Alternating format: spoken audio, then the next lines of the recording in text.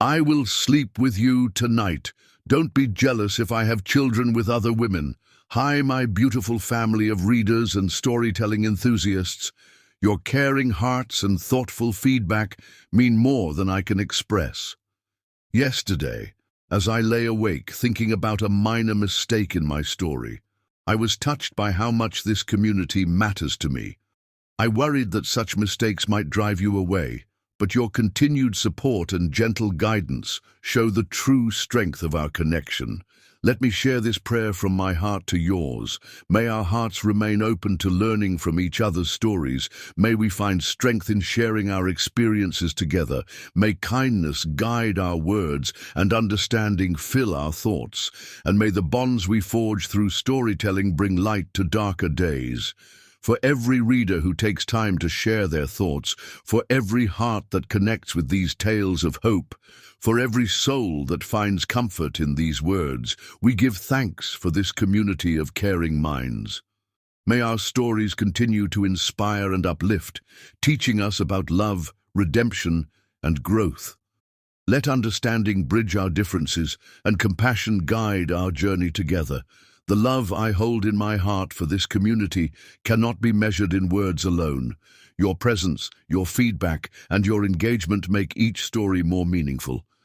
I'd love to hear from you. Are you enjoying these stories? What lessons have you taken from them? Who inspires you as a storyteller on YouTube? Most importantly, I want to know if my work satisfies you and touches your hearts. Every word I write carries the hope of bringing joy, understanding, and emotional connection to your lives. Let's continue this journey together, moving forward with love and emotion, building bridges through stories that touch hearts and transform lives. With deep appreciation and care, Mr. Peter. Chapter 1. The Encounter. Princeton. Harvey's reflection stared back at him from his penthouse window, a man at the pinnacle of success yet haunted by emptiness. The setting sun painted Manhattan's skyline in hues of amber and gold, a view worth millions that had long since lost its ability to impress him.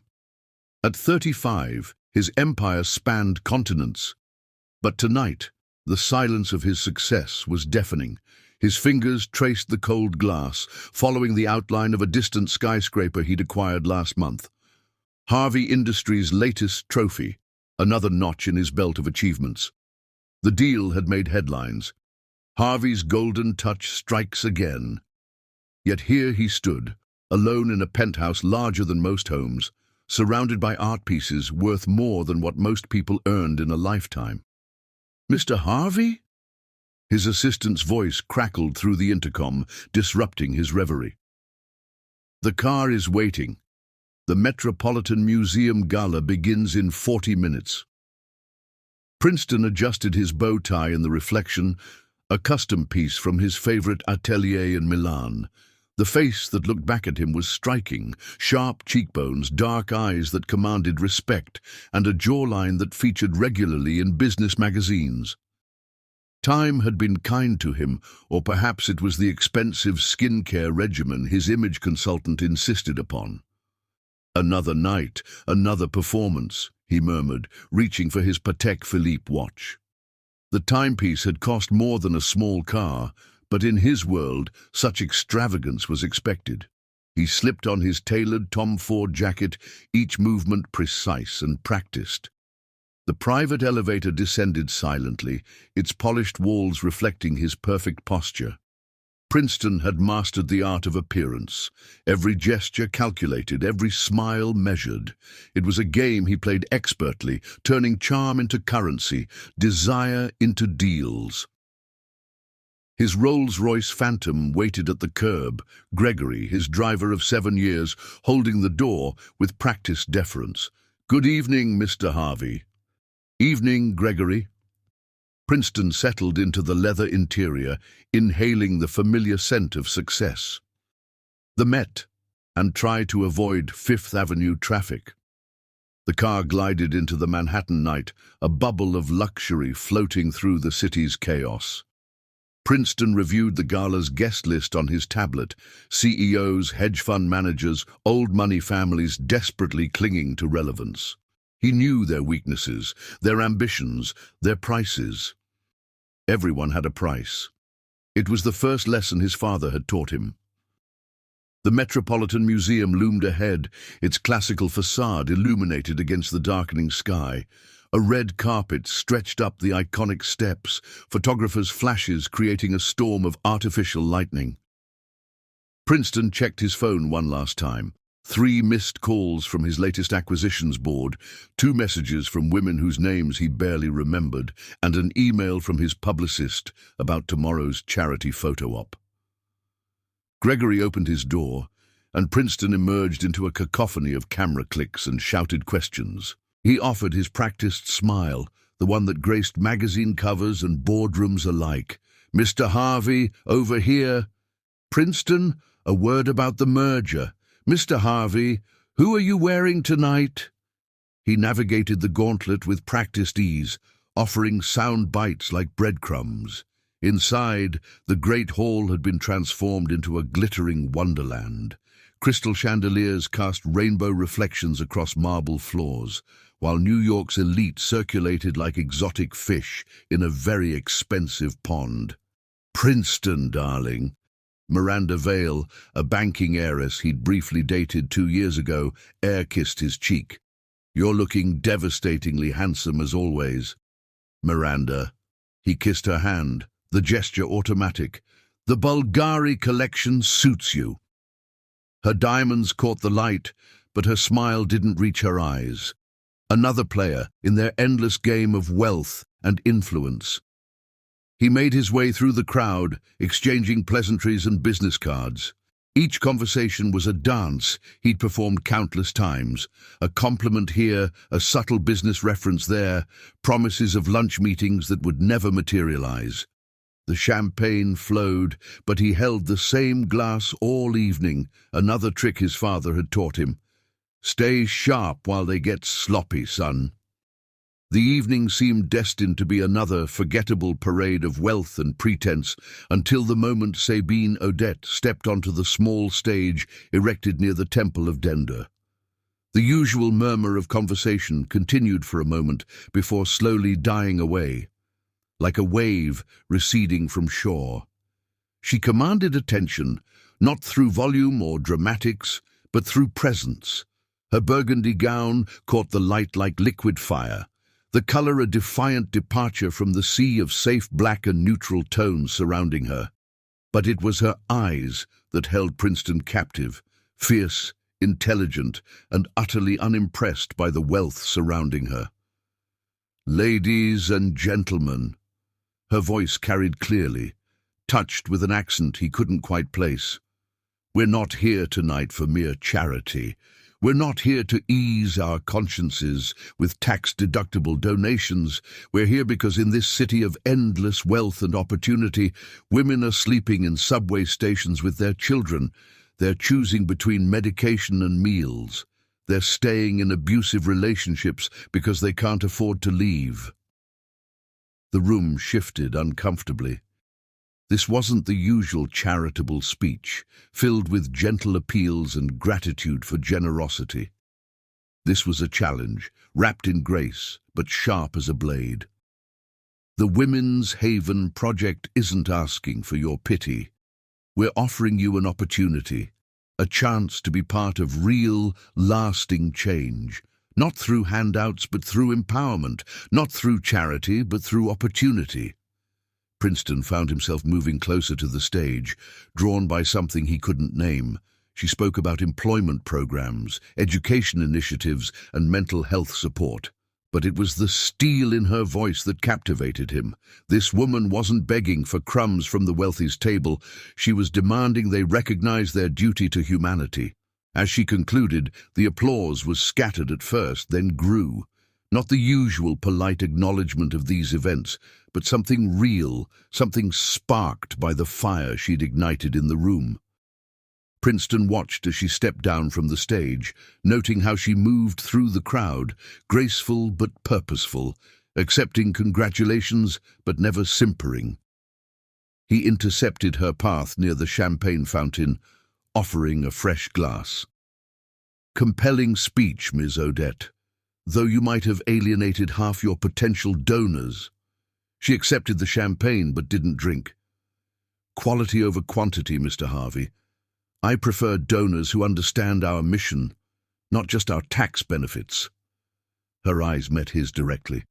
Your reputation precedes you, the man who treats hearts like hostile takeovers. And yours precedes you, Miss Odette, the warrior queen of women's rights who never gives an inch. He smiled, the one that usually melted resistance. Though I'm curious why someone so opposed to the wealthy elite chooses to court their support. I don't oppose wealth, Mr. Harvey. I oppose the way it blinds people to their humanity. She set down her untouched champagne.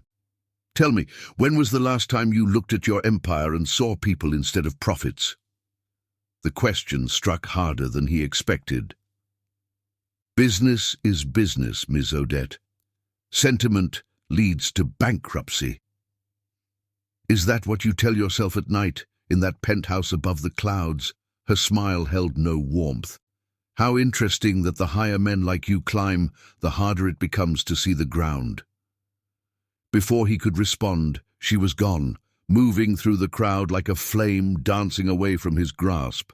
Princeton watched her go, aware of an unfamiliar sensation in his chest, something between irritation and intrigue. For the first time in years, someone had looked past his wealth, his power, his carefully constructed facade, and found him wanting. He spent the remainder of the evening in a strange state of distraction. The usual conversations felt hollow, the practiced smiles more false than ever. His thoughts kept returning to Sabine Odette's words, to the fire in her eyes when she spoke about her cause. It was more than passion. It was purpose, something his life had been lacking for longer than he cared to admit. As his car glided home through the quiet streets, Princeton found himself opening his tablet, searching for information about the Women's Haven Project. The organization's website was simple but powerful. Stories of women who had rebuilt their lives, statistics about domestic violence and homelessness, clear explanations of their programs and needs. Back in his penthouse, he stood at the same window where his evening had begun. The city sparkled below, but now he found himself wondering about the shadows between the lights, the stories hidden in the darkness. Sabine Odette's voice echoed in his mind. How interesting that the higher men like you climb, the harder it becomes to see the ground. Princeton Harvey had never backed down from a challenge, had never met a force he couldn't charm by or bend to his will. But as he stared at his reflection in the darkened glass, he had a feeling that everything was about to change. The warrior queen of women's rights had thrown down a gauntlet, and for the first time in his life, his money might not be enough to win the game. He pulled out his phone and dialed his assistant.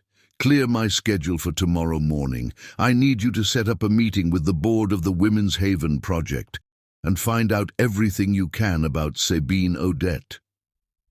The night air carried the distant sounds of the city, sirens, music, the endless pulse of life below. Princeton Harvey, master of the financial universe, stood in his tower of success and felt for the first time in years truly awake. The game was about to change, and he wasn't entirely sure he knew the rules anymore. Chapter 2. The Proposition. The Metropolitan Museum's balcony offered temporary escape from the suffocating pleasantries within. Princeton loosened his bow tie, letting the cool night air wash over him. The city sprawled before him like a carpet of stars, each light a testament to the empire he'd built. Yet tonight, the view felt different, tainted by words that wouldn't leave his mind. He hadn't expected to find her here. Sabine Odette stood at the balcony's edge, a solitary figure bathed in moonlight. Her burgundy gown caught the gentle breeze, the fabric dancing like liquid shadow. She hadn't acknowledged his presence, but the slight tension in her shoulders told him she was aware of his approach. Escaping your admirers? His voice carried across the space between them, smooth as aged whiskey. "More like escaping the pretense," she replied without turning. "It gets thick in there, doesn't it? All that wealth trying to convince itself it has a conscience." Princeton moved to stand beside her, maintaining a careful distance. Up close, he could detect the subtle scent of jasmine, a fragrance far more delicate than the overwhelming perfumes favored by his usual social circle. "You seem quite comfortable passing judgment on people you barely know." Now she did turn, and the moonlight caught the planes of her face, highlighting cheekbones that could have graced magazine covers. But it was her eyes that held him, dark, intelligent, and completely unimpressed by his presence. "I know enough," she said. "I know that in there they're discussing whether to donate to our shelter the same way they discuss which summer house to buy.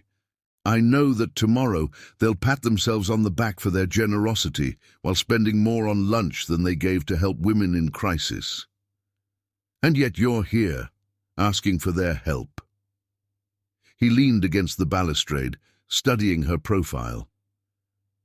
"Isn't that a bit hypocritical?" "No more hypocritical than you pretending to care about charity while calculating the PR benefits." Her words carried no anger, just a steady certainty that pricked at his carefully maintained composure. The night air shifted between them, carrying the distant sounds of the city, sirens, traffic, the eternal rhythm of Manhattan life. Princeton found himself searching for his usual smooth responses, the practiced lines that had never failed him before. "Let me take you to dinner," he suggested, the words falling from his lips with practiced ease. "I'm interested in discussing potential investments in your organization." Sabine turned fully toward him now, and a smile played at her lips. Not the warm, inviting smiles he was accustomed to receiving, but something more complex, tinged with an awareness that made him unexpectedly uncomfortable. "Are you always this transparent, Mr. Harvey?" She took a step closer, close enough that he could see the flecks of gold in her dark eyes. "Or am I special?" "I prefer direct approaches. They tend to be more efficient." Efficient. She tasted the word like a fine wine, finding it wanting. "Is that how you view everything, in terms of efficiency and return on investment?" "In my experience, it's the most honest way to approach any situation." "Honest?" Now she laughed, a sound both musical and cutting. "Hearts aren't corporations, Mr. Harvey. They don't bounce back from hostile takeovers. They can't be bought, sold, or traded on your precious stock exchange." Something in her words struck deeper than he'd expected, finding a crack in his armor he hadn't known existed. "You've made quite a few assumptions about me, Ms. Odette." "Have I?" She stepped closer still, her presence commanding his full attention. "Tell me then, when was the last time you pursued someone who couldn't advance your social or business interests? When was the last time you looked at a woman and saw a person instead of an acquisition?" The question hung in the air between them, heavy with implications he wasn't prepared to examine. Princeton straightened, adjusting his cuffs, a nervous gesture he thought he'd eliminated years ago. "You're very quick to cast me as the villain in your narrative," he said, his voice carrying an edge he hadn't intended. "Have you considered that perhaps I'm genuinely interested in your work?" "Oh, I believe you're interested." Sabine's voice softened, but the steel beneath remained. "The question is whether you're interested in our mission, or in adding another conquest to your collection. I've done my research, Mr. Harvey. Your pattern with women is as predictable as your business strategies. Identify, pursue, acquire, and discard." Her words hit home with uncomfortable accuracy. Princeton felt his carefully constructed facade crack slightly, letting something real slip through. "And what if I told you this time was different?" "I'd say you probably tell them all that." She turned back to the city view, but her words continued to cut. "You know what's truly sad? I think you actually believe it each time. The great Princeton Harvey, so convinced of his own charm that he can't tell the difference between conquest and connection anymore. The silence that followed felt charged with unspoken challenges. Princeton found himself studying her profile, noting the strength in her jaw, the subtle defiance in her posture. She was beautiful, yes, but not in the manufactured way he was used to. Her beauty carried substance, character, a force of will that both attracted and unsettled him. "Have dinner with me," he said again, but this time the words came out different, less smooth, more real. Not to discuss investments or make propositions, just dinner. Sabine turned back to him, her expression softening almost imperceptibly. "You don't know how to do just dinner, Mr. Harvey. Everything's a transaction to you. Even this conversation. You're standing there, calculating angles, planning approaches, thinking about how to turn this into a win. You seem very certain about who I am. I'm certain about who you've chosen to be." She gathered her clutch, preparing to leave. "But I wonder sometimes if you remember who you were before the money and power became your personality." She moved to pass him, then paused. "You want to impress me, Mr. Harvey? Do something that doesn't benefit you. Help someone who can't advance your interests or enhance your image. Show me the man you might have been, instead of the empire you've become." The scent of jasmine lingered as she walked away, leaving Princeton alone on the balcony. He turned back to the city view, but the lights seemed dimmer now, the empire he'd built suddenly feeling hollow. His phone buzzed. Another merger update, another deal to close, another victory to add to his collection. For the first time in years, he let it ring unanswered. Sabine's words echoed in his mind, "Show me the man you might have been, instead of the empire you've become." The night air carried a chill now, or perhaps it was the uncomfortable weight of self-reflection. Princeton Harvey, master of the financial universe, stood alone on a balcony, realizing that for all his wealth and power, he'd just been thoroughly defeated by the one thing he couldn't control or acquire: the truth. He pulled out his phone, bypassing the missed calls and messages, and opened a browser. The Women's Haven Project's website glowed on his screen, and he found himself reading about their programs, their successes, their needs. Not scanning for business opportunities or PR angles, but actually reading, actually seeing. Something was changing, shifting beneath the surface of his carefully constructed world. Sabine Odette had done more than reject his proposition. She'd held up a mirror he couldn't look away from. And for the first time in longer than he could remember, Princeton Harvey wasn't sure he liked what he saw reflected back. The sounds of the gala drifted through the balcony doors, laughter, music, the familiar symphony of wealth and privilege. But tonight it all seemed different, as if Sabine's words had altered the frequency of his world. He straightened his bow tie, but the gesture felt mechanical now, part of a costume he'd worn for so long he'd forgotten it wasn't his real skin. As he prepared to return to the party, a thought struck him. When was the last time he'd done something simply because it was right, not because it benefited him? The question followed him back into the glittering crowd, a persistent whisper in his mind that wouldn't be silenced by champagne or social niceties. The game had changed, but he wasn't sure he knew the new rules. For the first time in his adult life, Princeton Harvey felt like he was losing. And strangest of all, a part of him welcomed the defeat. Chapter 3. The Challenge. The Harvey Industries boardroom embodied power. Floor-to-ceiling windows offered a commanding view of Manhattan, while the gleaming mahogany table stretched like a runway of authority. Princeton sat at its head, watching Sabine Odette command the space as if she owned it. Her charcoal grey suit was a far cry from the burgundy gown of the gala, but she wore it with the same regal confidence. "The Women's Haven Project isn't just a shelter," she continued, her voice carrying to every corner of the room. We're a comprehensive rehabilitation and empowerment program.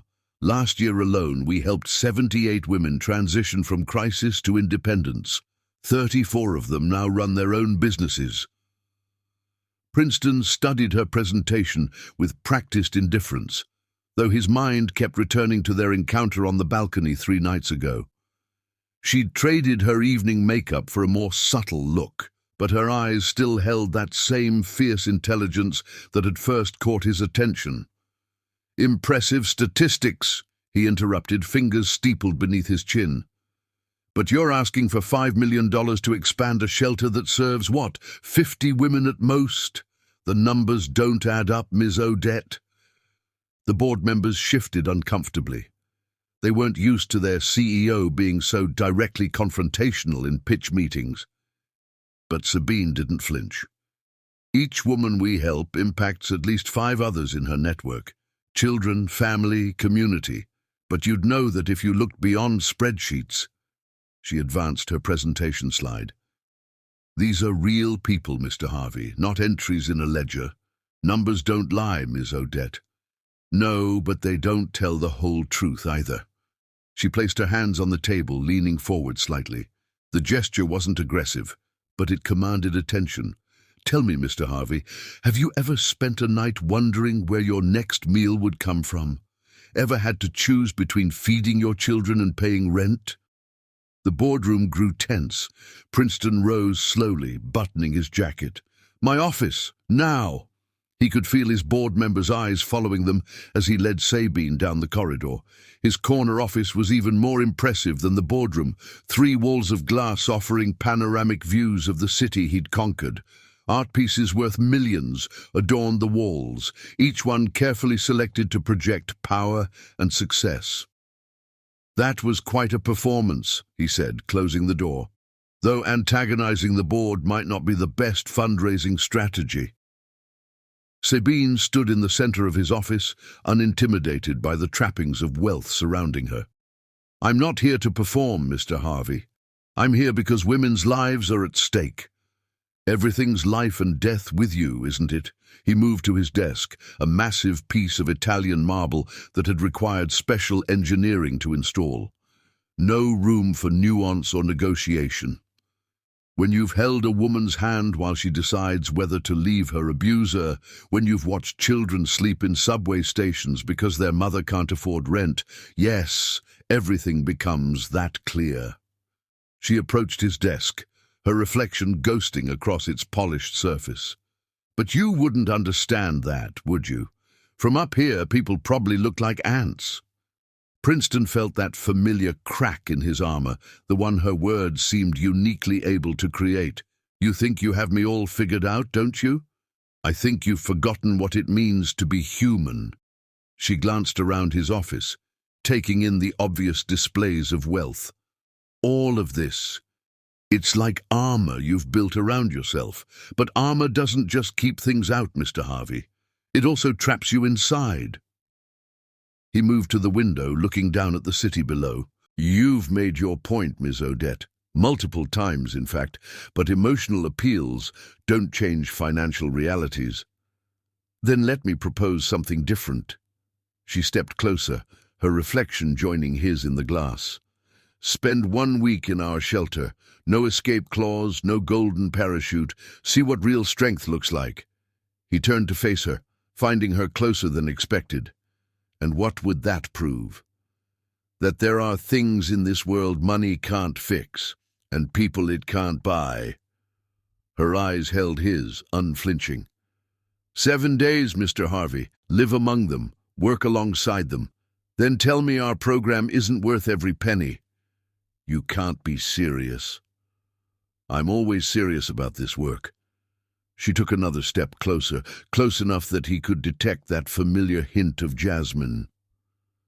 "What's wrong? Afraid to step out of your tower? Afraid you might actually feel something?" Princeton moved to put his desk between them, needing the physical barrier. "And if I refuse, then you've proven exactly what kind of man you are." She gathered her presentation materials. a man who hides behind his money because he's forgotten how to face reality without it.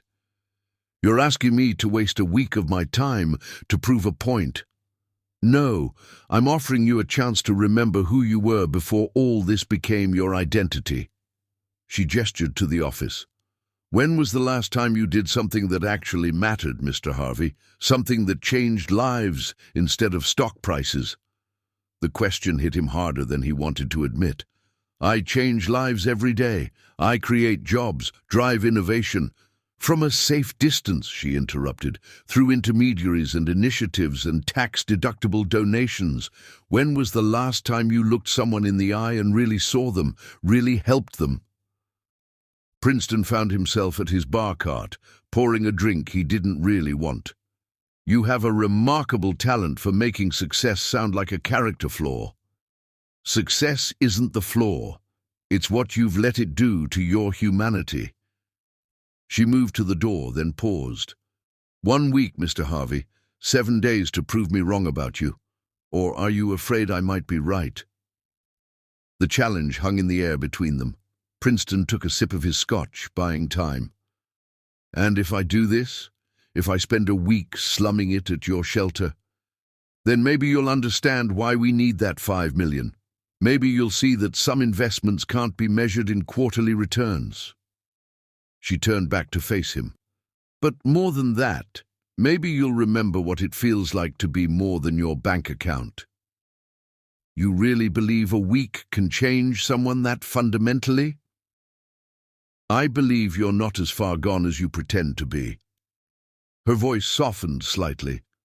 I've seen glimpses, you know. Moments when the armor cracks and something real shows through. The question is whether you're brave enough to let those cracks widen. Princeton set down his untouched drink. And if I prove you wrong, if I spend a week at your shelter and still don't see things your way, then at least you'll have tried something real for once. She opened the door. Think about it, Mr. Harvey. But don't take too long. While you're up here contemplating, women are making choices no one should have to make. The door closed behind her with a soft click, leaving Princeton alone in his monument to success. He returned to the window, looking down at the city that had made him rich. Somewhere down there, beyond the gleaming towers and luxury boutiques, people were struggling just to survive. He'd known this abstractly, of course, but Sabine Odette had a way of making abstract concepts feel uncomfortably real. His phone buzzed. Another merger update, another deal to close. But for the first time in his career, the thrill of conquest felt hollow. Her words echoed in his mind. When was the last time you did something that actually mattered? Princeton Harvey had built his empire by never backing down from a challenge. But this was different.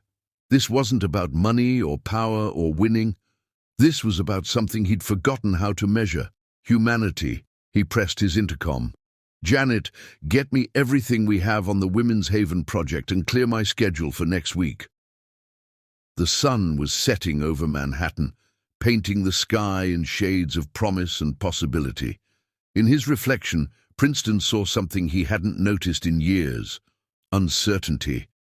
And somehow, it felt like the beginning of something important. Chapter 4.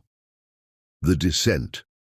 The Women's Haven project stood in stark contrast to Princeton's usual domain.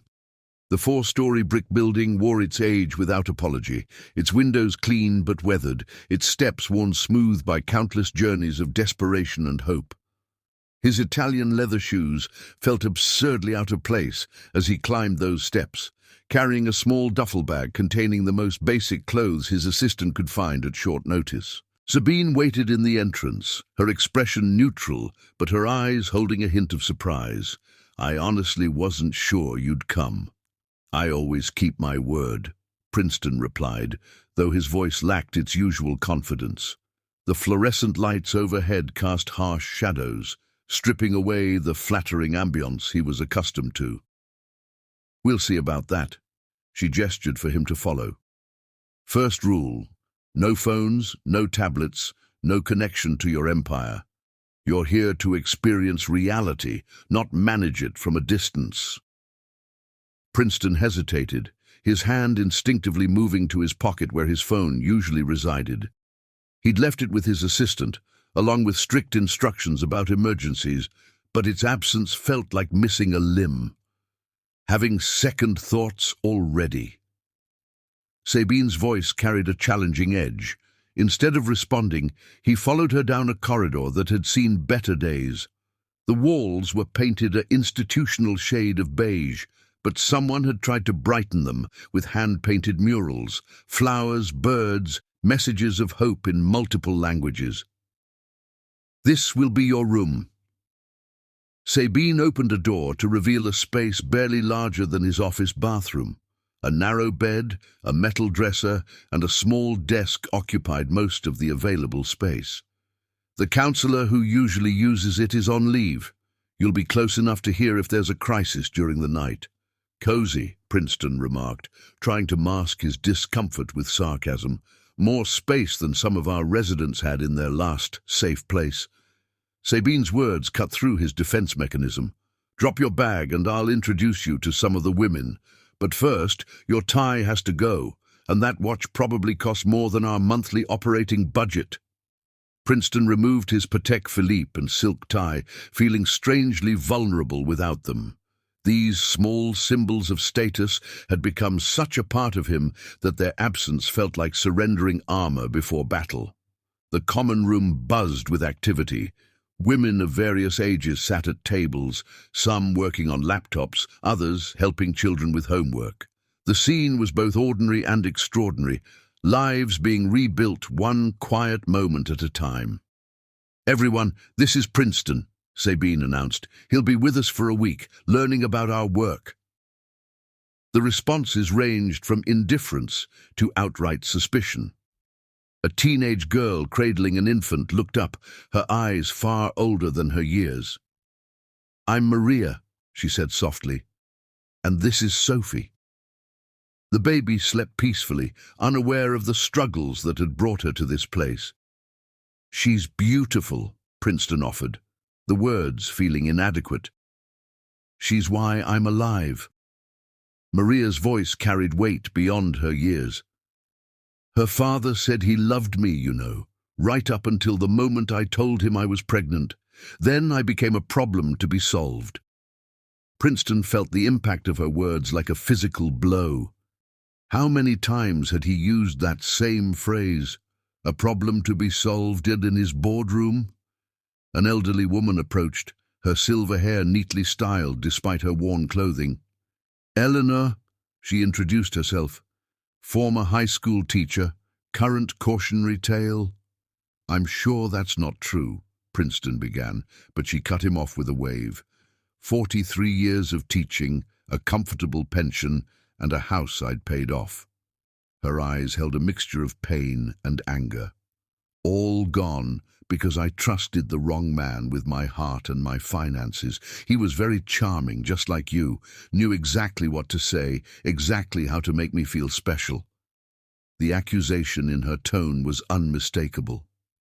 Princeton found himself without his usual smooth responses. A voice from behind him cut through the awkward silence. "You're here to what? Save us." Elena, a woman in her 30s, stood with a mop in her hands. "We don't need another rich man's guilt project." Princeton turned to face her, noting the proud set of her shoulders despite her task. Without thinking, he moved to the supply closet, retrieved another mop, and began cleaning alongside her. The room fell silent. Even Sabine seemed surprised by his action. "You're doing it wrong," Elena said after a moment. "Long strokes, and don't forget to wring it out properly. We can't afford to waste cleaning supplies." For the next hour, Princeton Harvey, CEO of a global empire, learned how to mop floors properly. His expensive shirt grew damp with sweat, his carefully styled hair fell out of place, and his hands developed the beginning of blisters. But something shifted in the room's atmosphere. Maria began sharing more of her story as she rocked Sophie. "I was going to college, you know. Pre-med, had a scholarship and everything. Then I met him at a party. He was older, successful, said all the right things. She paused, looking down at her sleeping daughter. Now I'm trying to figure out how to finish high school while keeping us both alive. Eleanor joined the conversation, settling into a worn armchair. At least you're young enough to start over. Try finding a job at 73 with no recent work experience and a credit score destroyed by someone you trusted. Their stories poured out, each one a testament to both human cruelty and resilience. A lawyer who'd lost everything fleeing an abusive judge husband. A restaurant owner whose partner had stolen her life savings and disappeared. A nurse whose addiction to prescribed pain medication had cost her her license and her home. Princeton listened, really listened, perhaps for the first time in years. These weren't statistics or tax write-offs or PR opportunities. These were lives interrupted, dreams derailed, strength forged in crucibles he could barely imagine. As evening approached, he found himself in the shelter's small kitchen, helping prepare dinner. His knife skills were embarrassingly poor compared to Elena's practiced efficiency. "Never had to cook for yourself, have you?" she asked, demonstrating how to properly chop onions. "I have people for that," he admitted, then winced at how entitled it sounded. "Had people for that," Elena corrected. "For the next week, you're just Princeton. No empire, no servants, no escape hatch. Think you can handle it?" He caught Sabine watching him from the doorway, her expression unreadable. "I guess we'll find out." That night, alone in his sparse room, Princeton lay awake listening to the unfamiliar sounds of the shelter. Somewhere down the hall, a child was crying. Footsteps past his door, a late-night arrival seeking sanctuary. The city sounds were the same ones that reached his penthouse, but here they felt different, more immediate, more real. His hands ached from unaccustomed labor, his back protested the thin mattress, and his mind wouldn't stop replaying the stories he'd heard. Maria's lost scholarship, Eleanor's stolen retirement, Elena's fierce pride as she taught him to mop floors correctly. A text would bring his driver, a phone call would return him to his world of luxury and power. But for the first time in longer than he could remember, Princeton Harvey felt something he'd forgotten how to feel, uncertainty about whether his way of life was really living at all. He drifted off to sleep as sirens wailed in the distance, his dreams filled with images of women rebuilding their lives, one small victory at a time, and of Sabine Odette's knowing eyes watching his own walls begin to crumble. Chapter 5. The Awakening. By day 3, Princeton's hands were raw from cleaning, his designer clothes forgotten in the small dresser drawer. He woke before dawn, his body adjusting to the shelter's rhythm rather than his usual luxurious late mornings. The thin mattress no longer felt like torture, and the sound of the shelter stirring to life had become oddly comforting. He made his way to the kitchen, where Elena was already preparing breakfast. Without a word, she handed him a cutting board and a pile of potatoes. His knife skills had improved under her exacting guidance, though she still clicked her tongue at his occasional clumsiness. "You're learning," she conceded, watching him dice with growing confidence. "Though I bet you never thought you'd be making breakfast for 20 people at 5 in the morning." 23, he corrected, surprising himself by knowing the exact number of current residents. "Maria and Sophie moved in yesterday evening, remember?" Elena's eyebrows rose slightly. "Look who's paying attention." She paused in her work, studying him. "You're not exactly what I expected, you know." "What did you expect?" "Someone who'd quit after the first blister, or who'd throw money at us to avoid actually working." She resumed chopping with practiced efficiency. "Instead, you're here every morning, doing the grunt work without complaining." Princeton concentrated on his potatoes, unsure how to respond. The truth was, he was surprising himself. Each day revealed something new, not just about the shelter and its residents, but about himself. The kitchen door swung open and Sabine entered, already dressed for the day in simple slacks and a blue blouse. She paused, taking in the scene before her. "You're not as good at hiding your heart as you think," she observed, finding Princeton focused intently on his task. The morning light, filtering through the kitchen windows, caught the silver threading through his dark hair, evidence of the sleep he'd sacrificed to be up this early. "Maybe I never wanted to hide it," he admitted, not looking up from his work. "Maybe I just forgot how to show it." The moment hung between them, fragile as morning mist. Elena busied herself with the stove, pretending not to notice the tension in the air. The day unfolded like the pages of a story Princeton hadn't known he was part of. He served breakfast, learning each resident's preferences without being told. Maria liked her potatoes extra crispy. Eleanor took her coffee black with 2 sugars. Little Sophie was starting to smile when he made funny faces while serving her mother.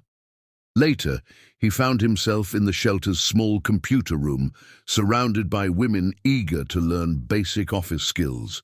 His expertise, stripped of its corporate context, became a bridge rather than a barrier.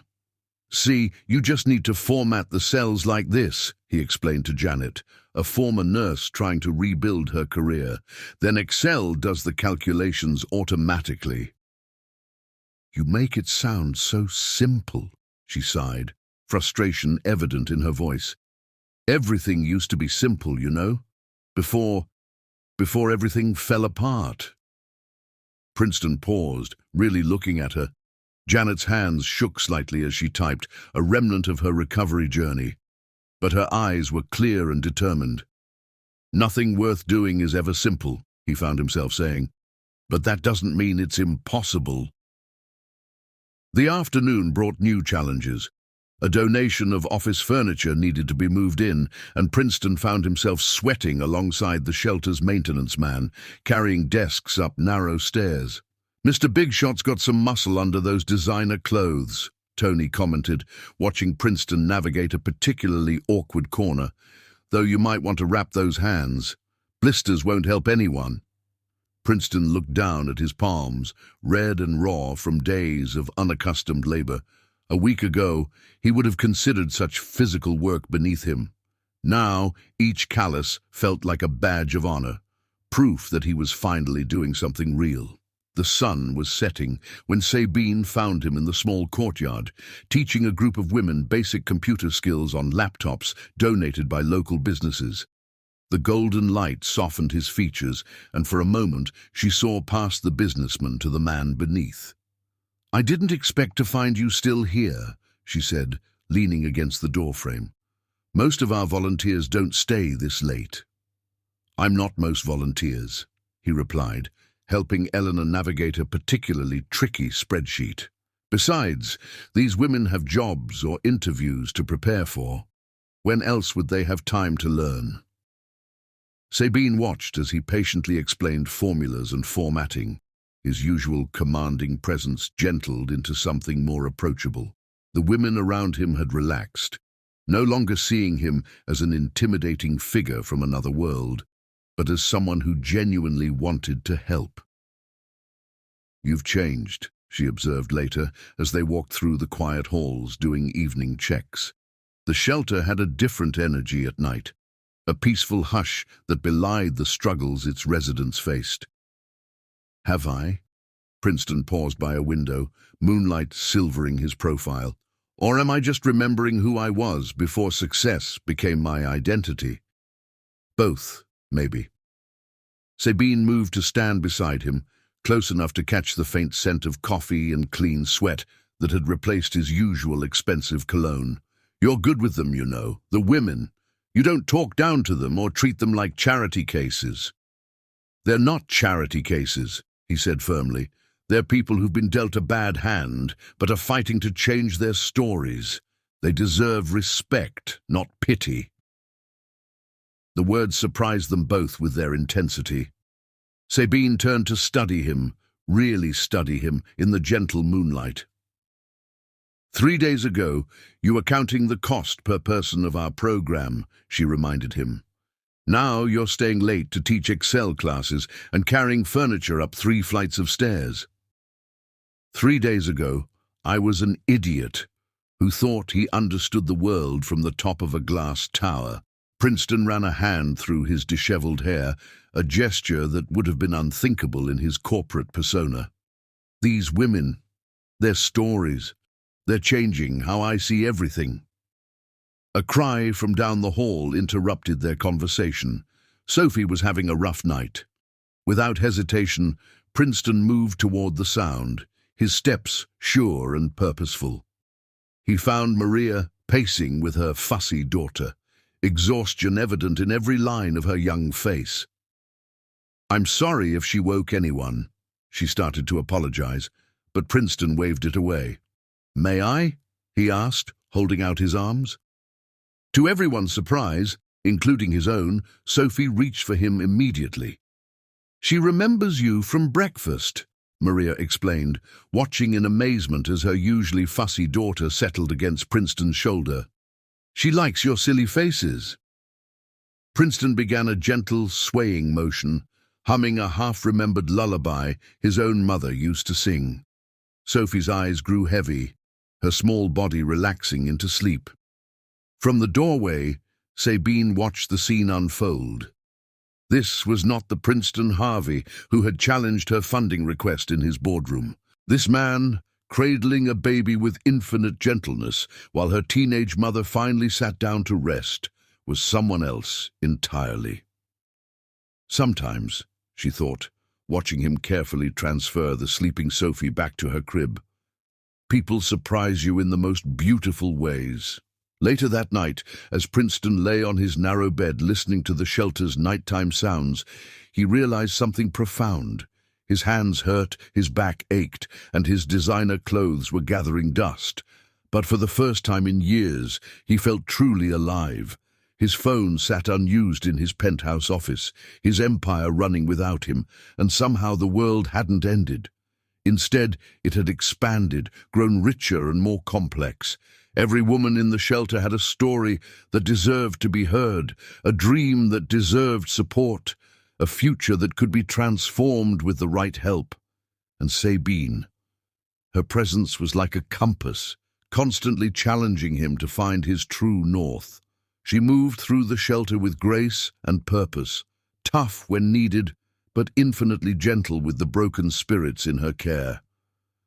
As sleep finally claimed him, Princeton realized he was no longer counting the days until his week would end. Instead, he was counting the moments until morning, when he could return to this work that was slowly but surely awakening his heart. Chapter 6. The Crisis. The morning sun hadn't yet touched the shelter's windows when the news arrived. Sabine stood in her tiny office, phone pressed to her ear, her normally composed face betraying shock and dismay. Princeton, passing by with a stack of clean towels, caught the change in her expression and paused. "How can they do this without warning?" Her voice carried a tremor he'd never heard before. "We have women here who depend on... Yes, I understand budget constraints, but... No, please, just let me..." She pulled the phone away from her ear, staring at it as if it had personally betrayed her. "What's wrong?" Princeton set down the towels, closing the office door behind him. "The state funding. They're cutting it. Effective immediately." Sabine sank into her chair, the weight of responsibility visible in every line of her body. 30% of our operating budget gone with one phone call. Princeton's hand instinctively moved to reach for his checkbook, but Sabine caught the gesture and shook her head. "Money alone won't save us," she insisted, her voice firm despite the fear in her eyes. "We need sustainable change, not a temporary fix." "Let me help," he started, but she cut him off. "By throwing money at the problem? That's the old Princeton talking." She stood, pacing the small space. "We need real solutions, long-term answers. These women deserve more than a band-aid on a bullet wound." For the first time in his professional life, Princeton felt truly helpless. His usual tools, money, influence, power, seemed inadequate in the face of this crisis. He watched Sabine move restlessly around her office, noting how the morning light caught the tension in her shoulders. "Tell me what you need," he said quietly. "Not what you think I can give, but what you actually need." She stopped pacing, turning to face him. The vulnerability in her expression struck him deeply. "We need jobs, real jobs, not just entry-level positions. We need companies willing to look past gaps in resumes and understand that domestic violence survivors might have spotty work histories. We need affordable childcare so mothers like Maria can work without spending their entire paycheck on babysitters. We need healthcare," Princeton finished, remembering Janet's struggle to find work without current certifications. Professional development opportunities, a chance to rebuild, not just survive. Sabine studied him, something shifting in her gaze. "You're really listening, aren't you?" "I'm learning to." He moved closer, close enough to catch the faint scent of coffee and lavender that he'd come to associate with her. "Give me your phone." Princeton ... "Trust me." He held out his hand, and after a moment's hesitation, she placed her phone in it. For the next hour, Princeton Harvey put his empire to work in a way he never had before. He called board members not to ask for donations, but to create opportunities. He reached out to HR departments, education programs, childcare centers. His voice carried the authority of wealth, but spoke the language of humanity he'd learned in the past few days. "No, Tom, I don't want you to write a check," he said to his oldest board member. "I want you to create a program, professional re-entry for survivors of domestic violence. Yes, it'll cost more than a donation. That's the point." By mid-morning, the small office was covered in notes and ideas. Sabine watched in amazement as Princeton, his sleeves rolled up and his designer stubble catching the light, built something entirely new. "Here's what we can do," he explained, pointing to his rough sketches. "Create a network of partner companies committed to second-chance hiring. Set up a childcare cooperative using existing community resources. Establish a healthcare partnership with local clinics. It's not just about money, it's about building infrastructure. This is..." Sabine traced the plans with her finger, her other hand unconsciously gripping Princeton's arm. "This could actually work." "It will work," he assured her, hyper-aware of her touch, "because we're not just throwing money at symptoms anymore. We're treating the cause." Their eyes met, and something electric passed between them. Princeton found himself noticing details he'd been trying to ignore. The flecks of gold in her dark eyes, the subtle curve of her lips, the strength and grace that seemed to radiate from her very being. The moment was broken by a knock at the door. Elena entered, carrying Sophie while Maria trailed behind, clearly distressed. "Her fever's getting worse," Elena reported, "and the clinic downtown has a 3-hour wait." Before Sabine could respond, Princeton was already pulling out his phone, the first time he'd used it since arriving at the shelter. "Doctor? Sarah? Yes, it's Princeton Harvey. I need a favor." He gestured for Maria to bring Sophie closer. "I have an infant with a fever. No, not mine, a friend's. Can you..." "Yes, I understand you're busy. Name your price." "Princeton," Sabine started to object, but he held up a hand. "Sometimes," he said softly, "money isn't evil. Sometimes it's just a tool to help people who need it." Within an hour, Sophie was being examined by one of the city's top pediatricians who'd cleared her morning schedule after Princeton's call. But what struck Sabine wasn't the power of his name or his money. It was the way he held Sophie while the doctor examined her, the gentle way he explained everything to Maria, the human connection that no amount of wealth could fake. As they waited for Sophie's prescription, Sabine found herself studying Princeton in the harsh fluorescent light of the pharmacy. His expensive clothes were wrinkled, his hair disheveled, his hands showing the marks of manual labor. Yet he'd never looked more attractive to her. "You're staring," he noted, not taking his eyes off Sophie, who was finally sleeping peacefully in his arms. "I'm observing," she corrected. "There's a difference. And what are you observing?" "That maybe I was wrong about you." She moved closer, ostensibly to check on Sophie, or at least wrong about who you could become. Princeton turned to face her, their proximity suddenly intense. "I was wrong about a lot of things," he admitted. "About money, about power, about what really matters." The pharmacy's overhead lights flickered, casting strange shadows, but in that moment both of them saw each other with perfect clarity. "We should get back to the shelter," Sabine said softly, though she made no move to step away. "There's still so much to do." "There's always more to do," Princeton agreed. "But maybe that's the point. Maybe it's not about fixing everything at once. Maybe it's about showing up day after day and doing what we can." They returned to the shelter to find Princeton's plans already taking shape. His assistant had been busy. Representatives from partner companies were scheduled to visit, childcare centers were being contacted, healthcare partnerships were being explored, but it was the small moments that struck him most deeply. Maria's grateful tears when Sophie's fever broke, Janet's pride in mastering Excel, Eleanor's quiet determination as she prepared for a job interview. That evening, as the shelter settled into its nighttime routine, Princeton found Sabine in the courtyard. She sat on a worn bench, her face turned up to the stars barely visible through the city's light pollution. "Thank you," she said, as he sat beside her. "Not for the money or the connections, but for seeing them, really seeing them. Thank you for showing me how."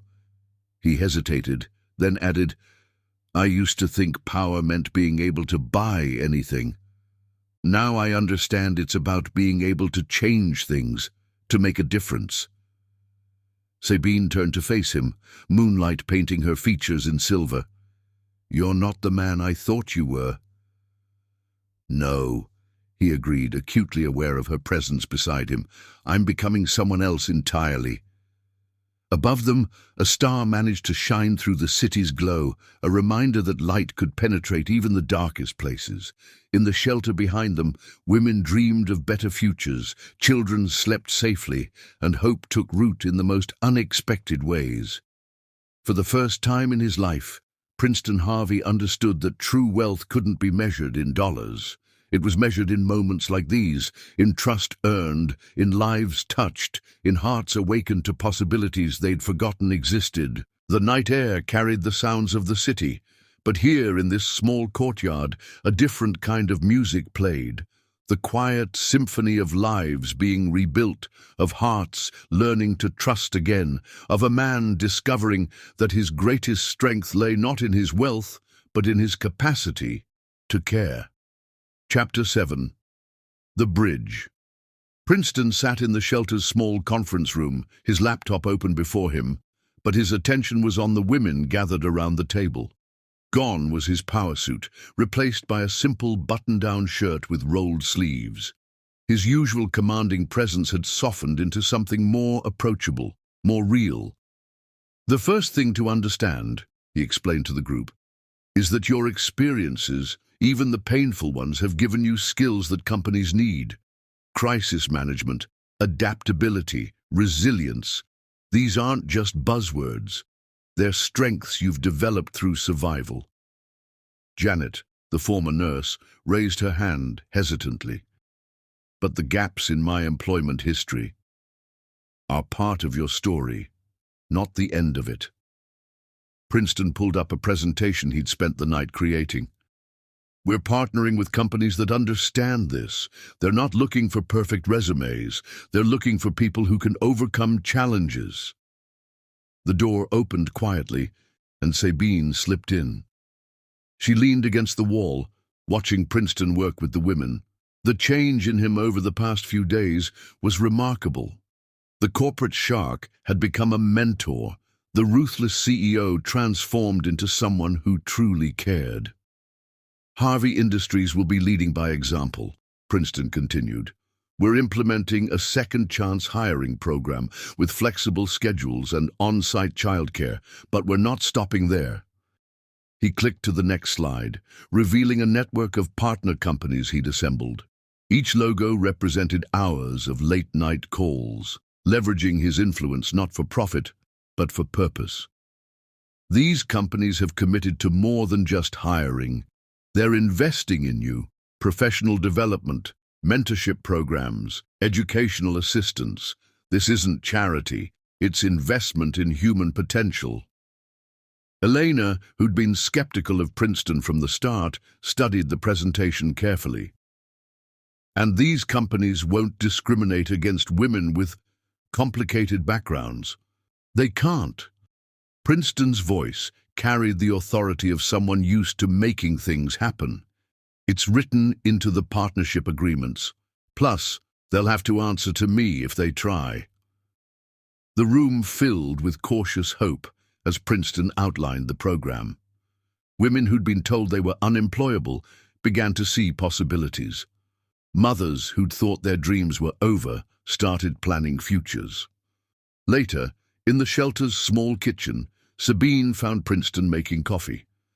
The afternoon sun caught the silver in his hair, and she noticed the way his hands, once manicured to perfection, now showed signs of real work. "You're good at this," she said, reaching past him for a mug. Their fingers brushed briefly, sending an unexpected current through both of them.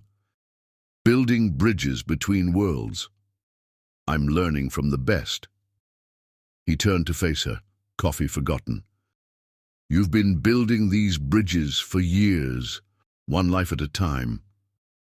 "Yes, but you've taken it to a scale I never could." She gestured toward the conference room, where women were still discussing their possibilities. "You're changing the system from within. We're changing it together." His voice softened. "I couldn't have done any of this without you showing me what really matters." The moment stretched between them, charged with unspoken feelings. Then Sophie's cry broke the spell, and they both moved instinctively toward the sound. They found Maria trying to calm her daughter while reviewing job applications on a borrowed laptop. Without a word, Princeton lifted Sophie into his arms, swaying gently while Maria continued her work. "You're getting good at that," Sabine observed, watching him with the baby. "She's an excellent teacher." Princeton smiled as Sophie grabbed his finger. "They all are. Every woman here has taught me something I should have known long ago." The afternoon brought a different challenge. Princeton's board had called an emergency meeting, concerned about the radical changes he was implementing. He attended virtually from the shelter's office, Sabine sitting quietly in support. "This is unprecedented," one board member protested, "dedicating resources to unproven employees." Unproven. Princeton's voice carried a new kind of authority, not the cold power of wealth, but the warm strength of conviction. "These women have proven themselves in ways you can't imagine. They've survived circumstances that would break most of us, and they're still fighting to build better lives." But the shareholders will benefit from a workforce that understands resilience, that knows how to overcome adversity. Princeton leaned forward, his intensity visible even through the video call. "We're not just doing the right thing, we're investing in human potential, and that always pays dividends." After the call, Sabine touched his arm gently. "You didn't have to put your reputation on the line like that." "Yes, I did." He covered her hand with his own. "Because you taught me that some things are worth fighting for." The evening found them in the courtyard, watching the sunset paint the sky in shades of possibility. Princeton had spent the afternoon helping Janet prepare for a nursing recertification exam, then fixed a leaking sink in Eleanor's room. His expensive watch remained in his drawer, replaced by an awareness of time measured in moments of connection. "I had a dream last night," he confided, watching the colors fade from the sky. I was back in my penthouse, surrounded by all the trappings of success, but I felt completely alone. Then I woke up here, to the sound of Sophie crying and Elena singing in the kitchen, and I realized something. "What's that?" Sabine asked, though something in her eyes suggested she already knew. "That I've spent my life building walls when I should have been building bridges." He turned to face her, his expression open and vulnerable in a way she'd never seen before. "That true wealth isn't about what you have, but what you give." A gentle breeze carried the scent of the small herb garden some residents had started, a fragrant reminder of growth and renewal. Inside, they could hear the sounds of the shelter settling into its evening routine. Women sharing stories in the common room, children laughing, lives being rebuilt one moment at a time. "You're changing things," Sabine said softly. "Not just here, but in the whole system." "We're changing things," he corrected. "Every woman here is part of this transformation. I'm just providing tools they should have had access to all along." As if to prove his point, Janet burst into the courtyard, her face glowing with triumph. "I passed! The practice exam. I passed!" Princeton stood to congratulate her, and Sabine watched as he shared in Janet's joy with genuine warmth. This wasn't the same man who had walked into the shelter days ago, counting the cost per resident. This was someone who had learned to count in smiles, in victories, in lives transformed. Later that night, as Princeton reviewed more partnership proposals in his small room, he realized something profound. His empire hadn't crumbled in his absence, it had grown stronger, enriched by purpose rather than just profit. He was building something more valuable than wealth, a legacy of hope, a bridge between privilege and possibility. The night air carried the city's symphony through his window, but now he heard it differently. Each siren wasn't just noise, but a reminder of lives in crisis. Each distant laugh or cry represented a story waiting to be changed. And in the quiet moments between, he heard the steady drumbeat of his own heart, awakening to a different kind of success, one measured not in dollars, but in lives transformed. Chapter 8. The Connection. The shelter's office had grown cramped with stacks of paperwork, applications, program outlines, partnership agreements. Princeton and Sabine worked late into the evening, their dedication to the cause drawing them closer in unexpected ways.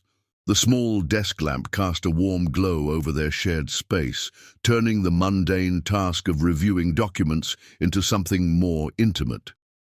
"Look at these numbers," Sabine said, sliding a report across the desk.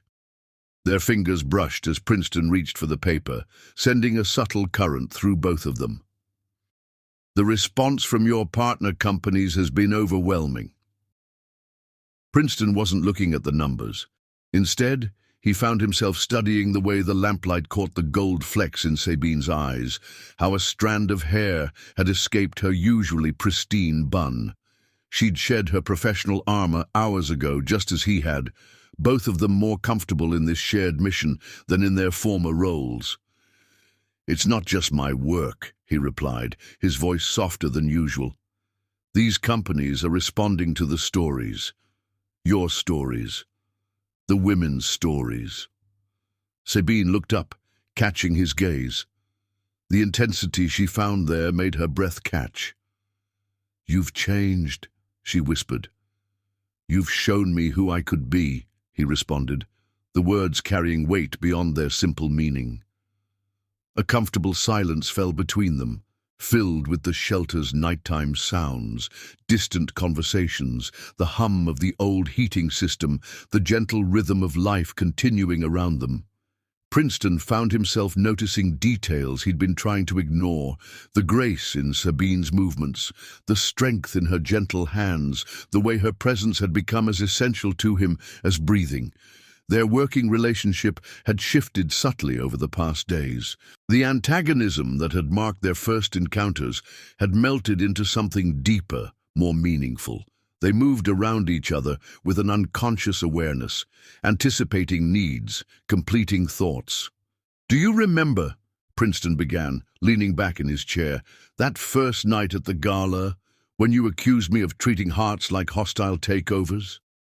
Sabine smiled at the memory. You were different then, all polished surface and practiced charm. And you saw right through it.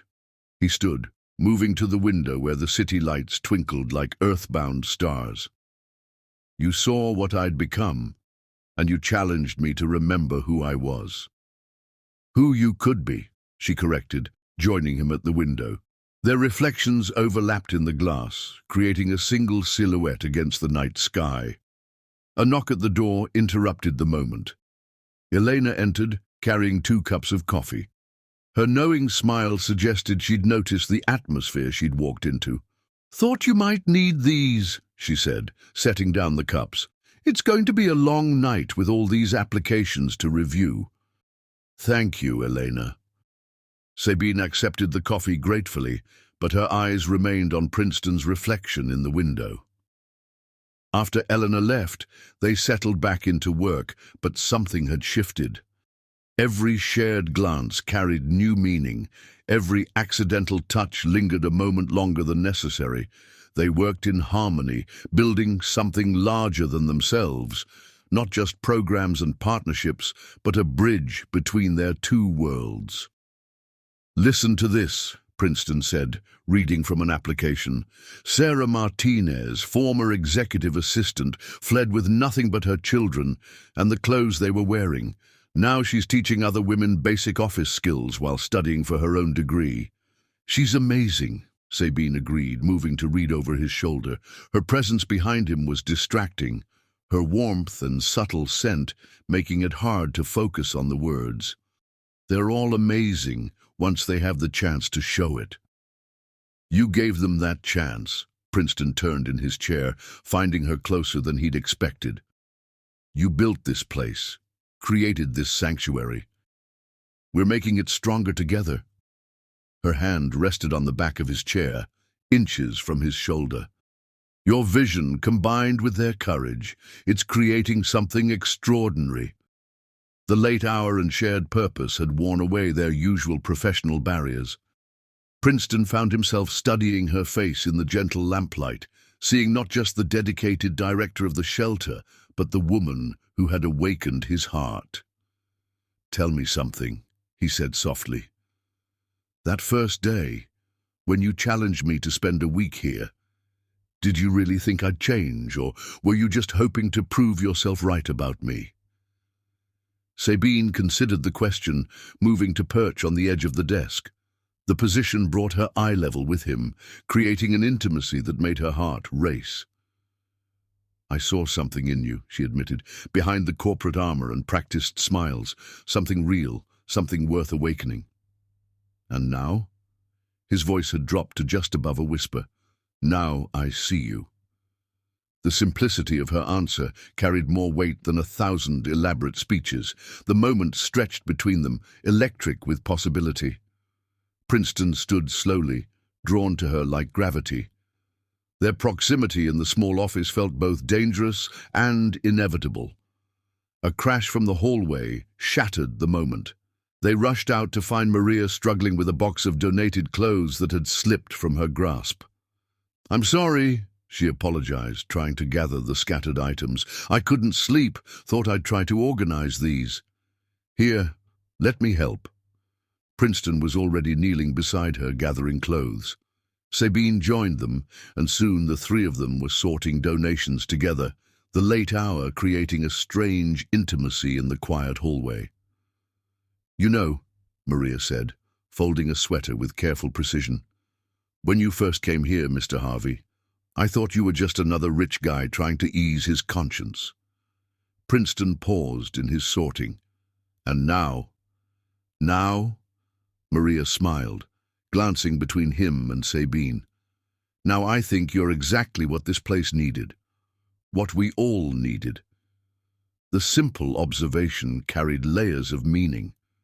Sabine caught Princeton's eye over a pile of clothes, and something passed between them, understanding, acknowledgement, possibility. They worked together until the donations were organized, their movements synchronized, their quiet conversation flowing naturally. It was well past midnight when they finally finished, but none of them felt tired. "Thank you," Maria said, as she prepared to return to her room.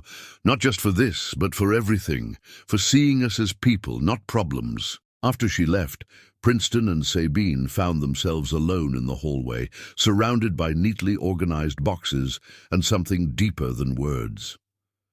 "We should get some rest," Sabine said, though she made no move to leave. "Probably," Princeton agreed, equally stationary. They stood in the quiet hallway, the shelter's nighttime sounds creating a gentle backdrop to the moment. The professional distance they'd maintained was crumbling, replaced by something more real, more vulnerable. "Sabine," Princeton began, her name feeling different on his tongue in the midnight quiet. "I know," she replied, understanding all he hadn't said. They parted reluctantly, each to their separate rooms, but something had fundamentally changed. The connection between them had deepened beyond their shared mission, beyond their professional roles. In his small room, Princeton lay awake, listening to the shelter's gentle nighttime rhythm. His thoughts weren't on business plans or partnership agreements, but on the way, Sabine's eyes caught the lamplight, how her presence made every room feel more alive. Down the hall, Sabine sat at her window, watching the city lights and thinking of how Princeton had changed, how he'd opened his heart not just to her, but to every woman in the shelter. The man who had walked in counting costs now counted blessings, and she found herself counting him among them. The night wrapped around the shelter like a gentle embrace, holding its inhabitants' dreams and fears, hopes and healing. And in the quiet hours, two hearts beat in growing harmony, building a bridge between worlds that once seemed impossibly far apart. Chapter 9. The Test. The morning dawned with an unsettling quiet. Princeton stood in the shelter's kitchen, preparing breakfast alongside Elena, when his phone buzzed for the first time since he'd arrived.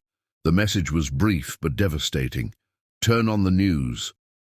The small TV in the common room rarely saw use, but now it broadcast the story that threatened everything they'd built. Marcus Sterling, Princeton's longtime business rival, stood before a sea of microphones, his practiced smile carrying a predatory edge. "While Mr. Harvey plays social worker," Sterling announced, "serious questions are being raised about his fitness to lead Harvey Industries.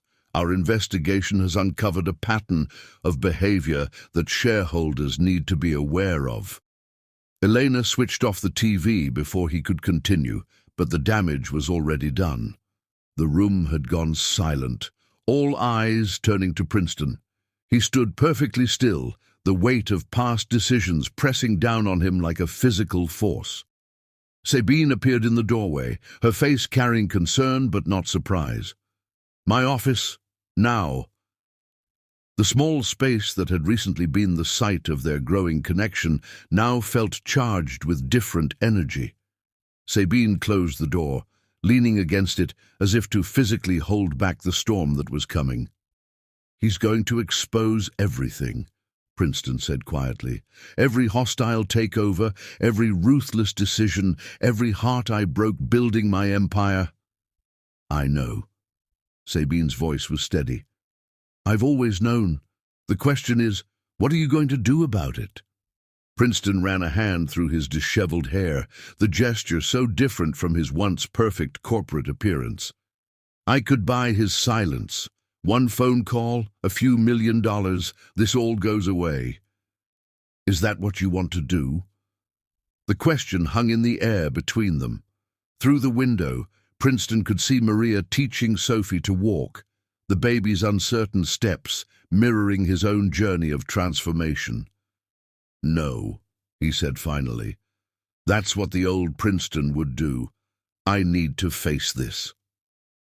Sabine moved closer, close enough that he could detect the familiar scent of jasmine that had become as essential to him as breathing. "Then face it. Not for me, Not for the shelter, but for yourself. The next hours passed in a blur of activity. Princeton called a press conference, ignoring his PR team's frantic attempts to control the narrative. The shelter's common room became an impromptu command center, with women he'd come to care about helping him prepare for the biggest test of his transformation. "Remember," Janet advised as she helped him organize his thoughts, "authenticity matters more than perfection." Eleanor, watching from her favorite armchair, nodded in agreement. "Show them who you've become, not who you're afraid they'll think you are." The press conference was set for noon at Harvey Industries headquarters. Princeton stood in his small shelter room, staring at the suit that had been delivered from his penthouse. The familiar armor felt foreign now, like a costume from a past life. A soft knock announced Sabine's presence. She entered carrying something that made his heart catch, one of Sophie's hair ribbons. "Maria thought you might want this," she said, pressing the small blue ribbon into his hand. "A reminder of why you're doing this." Princeton closed his fingers around the ribbon, feeling its silk texture ground him in reality. "Will you come with me?" "We all will." Sabine's smile carried strength he desperately needed. Every woman in this shelter knows something about facing the past to build a better future. The journey to Harvey Industries felt surreal. Princeton sat in the back of his Rolls-Royce, now accompanied not by business associates, but by shelter residents. Maria held Sophie, who played contentedly with his tie. Elena kept up a running commentary on passing buildings, her practical observations cutting through the tension. They arrived to find the plaza packed with reporters and cameras. Sterling stood among them, his confident smirk suggesting he thought victory was assured. But as Princeton stepped out of the car, he wasn't alone. The women from the shelter formed a quiet guard of honor, their presence more powerful than any corporate security detail. Princeton approached the podium, feeling the weight of every camera, every expectant eye. Sophie's ribbon was tucked carefully in his pocket, its presence reminding him of everything that really mattered. "Good afternoon," he began, his voice carrying none of its old corporate polish. "Mr. Sterling has promised to expose my past. He means it as a threat, but I see it as an opportunity to tell the truth." The cameras clicked furiously as Princeton continued, his words coming not from prepared notes, but from a place of hard-won authenticity. "I'm not perfect," he announced, feeling the truth of each word. "I've made mistakes, I've hurt people, I've treated success like a weapon and wealth like armor. But these women," he gestured to the shelter residents standing proudly behind him, "they taught me that perfection isn't the goal, growth is." Sterling's smirk had faded, replaced by confusion. This wasn't the defensive response he'd expected. This was something entirely new. "You want to expose my past?" Princeton continued, his voice gaining strength. "Go ahead. Show everyone who I was, because it will make who I'm becoming even more meaningful." He pulled Sophie's ribbon from his pocket, letting it catch the sunlight. "This belongs to a baby girl at the Women's Haven Project. Her mother is 18, brilliant, and working to become a doctor. Every morning she gets up at dawn to study before her daughter wakes. That's real courage. That's real strength." The reporters had gone quiet, captivated by the unexpected turn of events. Princeton felt Sabine's presence behind him, lending him strength as he continued. "Harvey Industries is changing because I'm changing. We're not just implementing second-chance hiring programs or building daycare centers. We're fundamentally shifting how we measure success. It's not just about profit margins anymore, it's about human potential." Sterling tried to interrupt, but his voice was lost in the growing murmur of support from the crowd. Princeton held up his hand, silencing them all. "To our shareholders, yes, these changes will cost money. Yes, they might impact short-term profits, but if you want to sell your shares because we're prioritizing humanity over quarterly returns, I'll buy them myself. Every single one." A gasp rippled through the crowd. Princeton felt, rather than saw, Sabine's proud smile. "To our employees, you work for a company that's learning to value more than just bottom lines. We're building something revolutionary, a bridge between privilege and possibility." He turned to face Sterling directly. "And to you, Marcus, thank you. Thank you for giving me this chance to show that people can change, that success can have meaning beyond money, that redemption is possible if you're brave enough to face your past and fight for a better future." The plaza erupted in applause, led by the women from the shelter. Sterling stood frozen. His carefully planned attack transformed into something he couldn't control or understand. But Princeton wasn't finished. He stepped away from the podium, approaching his old rival with an extended hand. "Come visit the shelter," he offered, loud enough for the cameras to catch. "See what real strength looks like. Learn what I've learned. That true power isn't in what you can take, but in what you can give." The moment stretched taut with possibility. Then slowly, Sterling took his hand. The cameras exploded with activity, capturing not the scandal they'd expected, but a story of transformation they'd never seen before. Later, back at the shelter, Princeton found himself in the small courtyard with Sabine. The evening air carried the scent of possibility, and Sophie's ribbon had found a permanent home in his pocket, a reminder of everything that mattered. "You did something extraordinary today," Sabine said softly.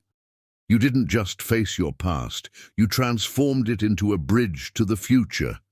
Princeton turned to face her, seeing in her eyes everything he'd been searching for without knowing it. "I had an extraordinary teacher."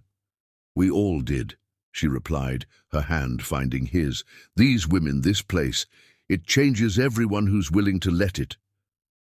The shelter's evening sounds surrounded them, children laughing, women sharing stories, lives being rebuilt one moment at a time. In his pocket, Sophie's ribbon reminded him of promises made and kept, of transformations possible when hearts open to change. Sterling's attack, meant to destroy him, had instead confirmed his transformation. Princeton Harvey, once known for hostile takeovers, had learned the most important lesson of all, that true strength lies not in the walls we build, but in the bridges we dare to cross. The night settled around them like a blessing, full of possibility and promise.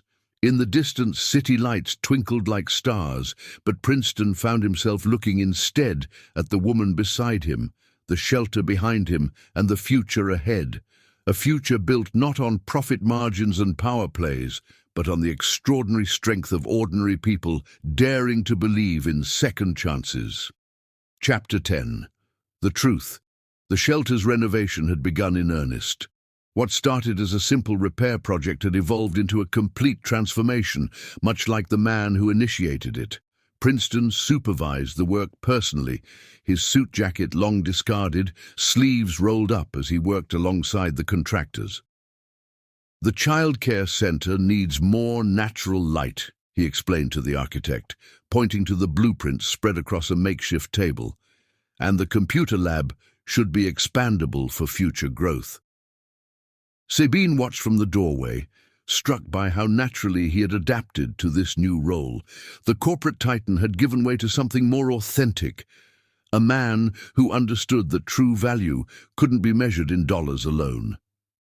"You're staring again," he said without looking up, a smile playing at his lips. "Observing," she corrected, moving closer to study the plans. Her presence beside him felt both natural and electric, like a current running just beneath the surface of their interactions. The renovation had forced them to relocate most of the shelter's residents temporarily, but a core group remained, helping with the work. Elena supervised the kitchen remodel with military precision, while Janet organized the new medical screening room. Even Maria contributed, Sophie strapped to her chest as she helped catalog donations for the expanded storage area. As evening approached, Princeton and Sabine found themselves in the storage room, sorting through years of accumulated supplies. The space was cramped, filled with shelves of donated items and boxes of paperwork. "Look at this," Sabine said, pulling out an old photograph. It showed the shelter on its opening day, years ago. "We started with nothing but hope and determination." Princeton moved closer to see, his chest brushing against her back. Neither of them stepped away. "And now we have something more." She turned to face him, their proximity suddenly intense in the small space. "We have possibility." The lights flickered once, twice, then plunged them into darkness. The old building's electrical system, strained by the renovation work, had finally protested. "Don't move," Princeton cautioned, reaching for his phone. "There's too much stuff to trip over." The phone's light cast strange shadows as they tried to navigate toward the door. A crash of falling boxes made them freeze, pressed together in the narrow space between shelves. "Maybe we should wait for help," Sabine suggested, her voice slightly breathless. The darkness had heightened every sensation. His warmth, his scent, the solid presence of him so close. "Maybe we should," Princeton agreed, making no move to step away. In the dim light, he could see the curve of her cheek, the outline of her lips, the questions in her eyes. "Princeton," she began, but he cut her off gently. "I'm falling in love with you," he confessed, the darkness making honesty easier. "Not because you're beautiful or brilliant, though you are both, but because you showed me how to be human again." The silence that followed felt charged with possibility. Outside, they could hear voices calling, people organizing emergency lights, life continuing around their suspended moment. "You've changed so much," Sabine whispered, her hand finding his in the darkness. "Because of you, because you saw something in me worth saving." "You saved yourself," she corrected. "I just showed you the door." The phone's light dimmed, then died, leaving them in complete darkness. But somehow they could see each other more clearly than ever. "When I first came here," Princeton continued, his voice low and intimate, "I thought I knew everything. Success, power, influence, I had it all figured out. But you showed me how empty that success was." "And now?" Her question carried weight beyond its simple words. "Now I understand that true wealth isn't in bank accounts or business deals. It's in moments like this, in connections that can't be bought or sold, in the courage of women like Maria, the wisdom of Eleanor, the strength of Eleanor." His hand found her face in the darkness, fingertips tracing the curve of her cheek with infinite gentleness. "But most of all, it's in the way you look at me. Not as the man I was, but as the man I'm becoming." Sabine leaned into his touch, her own hand rising to cover his. "And who is that man?" "Someone who's learning that the most important things in life can't be measured in profit margins." His voice dropped to a whisper. "Someone who's discovering that love isn't a hostile takeover. It's a willing surrender." The darkness wrapped around them like a cocoon, making the world beyond their shared space seem distant and unimportant. Princeton felt her breath on his lips, the slight tremor in her hand against his. "I should be afraid of this," Sabine admitted softly, "of falling for someone who once represented everything I fought against. But instead, I'm falling for someone who proves that change is possible, that hearts can open, that priorities can shift, that love can transform." Their first kiss was gentle, tentative, a question asked and answered in the darkness. When they parted, both were trembling slightly, overwhelmed by the significance of the moment. "The power could come back any second," Sabine murmured against his lips. "Let it," Princeton replied. "I'm not hiding anymore, not from the truth, not from who I am, and definitely not from how I feel about you." As if on cue, the lights blazed back to life, revealing them still wrapped in each other's arms. But neither moved away. Instead, they stood their ground, letting the light reveal what the darkness had helped them discover. Elena's voice carried from the hallway. "Power's back! Everyone okay in there?" "We're fine," they called back in unison, sharing a smile that held secrets and promises. The moment should have broken, but somehow it didn't. Even as they heard footsteps approaching, even as the world rushed back in, something fundamental had changed. "We should get back to work," Sabine said eventually, though she made no move to step away. "We should," Princeton agreed, equally stationary. "But first—" He kissed her again, this time with more certainty. It was a kiss that spoke of transformation, of bridges built between worlds, of hearts opening to possibilities they'd never imagined. When they finally emerged from the storage room, their composure mostly restored, they found the shelter humming with activity. The power outage had brought everyone together, residents and workers sharing emergency lights and stories. Maria sat nursing Sophie by lamplight, while Eleanor read stories to the other children. Elena had organized an impromptu potluck with whatever could be salvaged from the powerless refrigerator. The crisis had become a celebration of community. Princeton and Sabine moved through the gathering separately but aware of each other, their shared secret adding a glow to their interactions. Every glance carried new meaning. Every casual touch sparked with possibility. As the evening wound down, they found themselves in the courtyard, watching the stars emerge above the city skyline. The renovation plans lay forgotten on a nearby table, but something far more important was being built. "What happens now?" Sabine asked, her hand finding his in the growing darkness. "Now we keep building," Princeton replied, intertwining their fingers. "Not just the shelter, but something bigger, something that bridges all the worlds we've known." Above them, a shooting star traced a path of light across the sky. Below, in the shelter, lives continued to be rebuilt, hope continued to grow, and love, in all its forms, continued to prove that transformation was always possible for hearts brave enough to try. Chapter 11. The Promise. The morning sun painted Princeton's penthouse in shades of gold, but for once he wasn't looking at the view. Instead, he stood in his vast living room, seeing it through new eyes. The space that had once represented his success now felt hollow, empty of the warmth and purpose he'd found at the shelter. Blueprints covered his marble dining table, not for the shelter's renovation, but for something even more ambitious. His phone buzzed constantly with messages from his board, his lawyers, his financial advisors, all of them questioning his sanity, none of them understanding his vision. "Mr. Harvey," his assistant ventured, "the board is demanding an emergency meeting.